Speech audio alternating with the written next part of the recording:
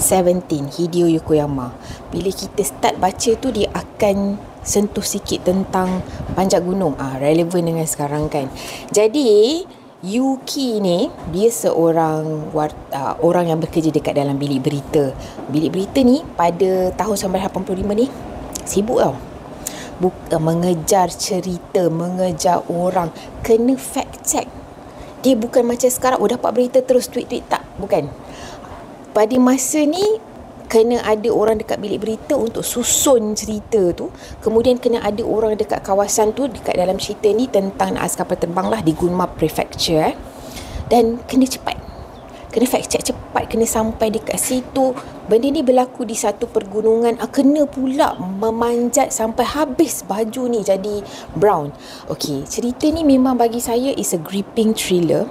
Dan dia agak sedih sebab Yuki ni dia memilih kerja sebegitu, menyebabkan dia rasa macam tak berapa rapat dengan anak dia, isteri dia, sebab they can be at the newsroom berhari-hari lamanya demi mendapatkan cerita. Sebab credibility seorang wartawan tu bergantung kepada betapa besarnya skop yang dia dapat.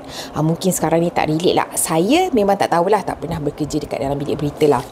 Dan cerita ni mengisahkan tentang kekeluargaan, of course office politics weh. Siapa yang nak tengok orang kata macam kejamnya office politics ni, dia boleh kill je kau punya cerita.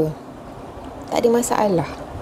Dan dalam cerita ni it's not without flaws lah, di mana dia tak bagi tahu sangat background politik Jepun pada masa tu. Jadi ada benda yang dia cerita, kau nak tulis cerita ni, kau tak boleh offend another minister. Kenapa nak kena letak dua simbol ni untuk memaparkan dua orang menteri dalam satu masa on the front page? Kalau tak, nanti ada yang terasa.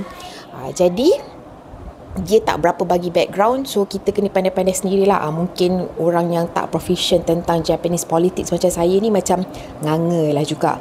But bagi saya, walaupun naas kapal terbang, panjat gunung, newsroom, saya macam tak berapa nak familiar, tapi saya rasa macam it's a gripping story for me lah.